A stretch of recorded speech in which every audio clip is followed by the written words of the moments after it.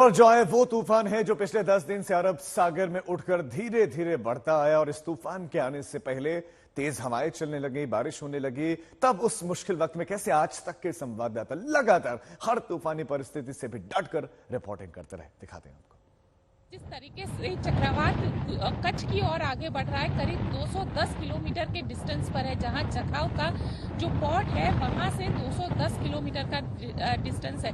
तो मांडवी और ये सारी जगह जो है वहां पे चक्रवात का जो असर है वो अब धीरे धीरे दिखना शुरू हो चुका है। यहाँ पे हम मांडवी पोर्ट पर मौजूद है, यहाँ कस्टम का ऑफिस आया हुआ है, लेकिन यहाँ पे खड़े रह पाना बेहद डिफिकल्ट से हो रहा है। यहाँ मांडवी के सबसे मशहूर विख्यात स्वामी नारायण मंदिर में हूँ और हवा के इस प्रकोप ने कैसे मंदिर के अंदर तबाही मचाई है। ये दरअसल उस मंदिर का आंतरिक हॉल है। ये एस्बेस्टस की शीट के नीचे कई सारे ऐसे पोर्शन मेटेलिक बनाए गए हैं। दरअसल ये वो इंसुलेट करते हैं और इसके सहारे बहुत सारी लाइट लगी हुई। लेकिन तूफान इतनी तेज है, ये जगह जो समुद्र का किनारा है, अगर रेडियस में आप नापे तो 2 किलोमीटर से ज्यादा पीछे है और इसके बीच में सैकड़ों ऐसे मकान हैं। आप समझिए कि जो अवरोधक का काम करते हैं। उसके बावजूद हवा किस तरह यहाँ पहुंची है कि पूरा स्वामीनारायण मंदिर का जो हॉल है, एक एक करके हिस्से धीरे धीरे ये मेटल शीट टूट रहे हैं। देख रहे हैं आप किस तरह से ये पूरा हिल रहा है। कभी भी ये स्पीड जो है वो पहले 70 से 80 किलोमीटर प्रति घंटे की थी, वो अभी भी और बढ़ रही है। और जिस तरह से ये स्पीड है और आने वाले समय में जैसे जैसे साइक्लोन नजदीक आएगा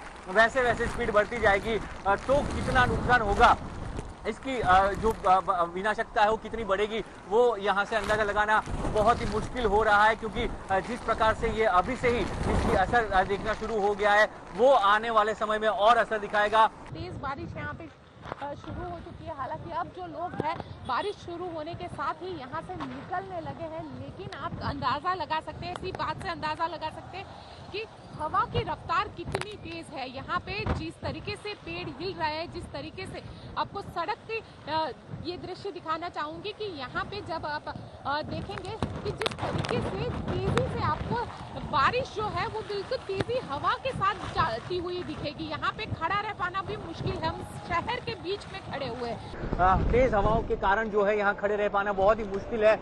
ये नजदीकी बिल्डिंग के जो दृश्य मैं आपको दिखा रहा हूँ कि किस तरह से यहाँ पे डैमेज हुआ है।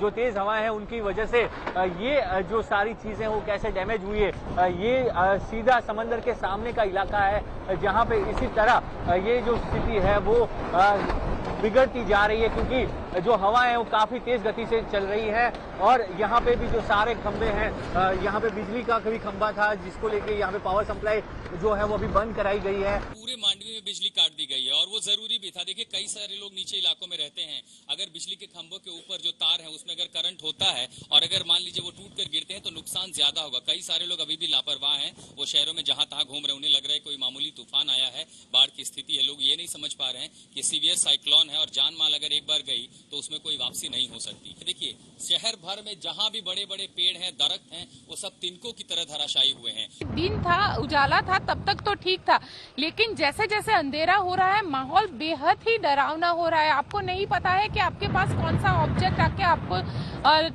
यहाँ पे वो आपको लग जाएगा, क्योंकि आसपास पेड़ है और पेड़ को लेकर, क्योंकि पूरे शहर के अंदर बिजली नहीं है। मांडवी का इलाका है जहाँ पे बिल्कुल भी बिजली नहीं है, क्योंकि प्रिकॉशनरी यहाँ पे बिजली को रोक दी गई है। और साथ ही पूरा इलाका है, चाहे वो मांडवी का हो, जखाव का हो, नखत्राना का हो, नलिया का हो, लखपत का हो, ये सारे इलाके में बारिश शुरू हो चुकी है, तेज हवाएं चल रही है, कहीं पर भी बिजली नहीं है।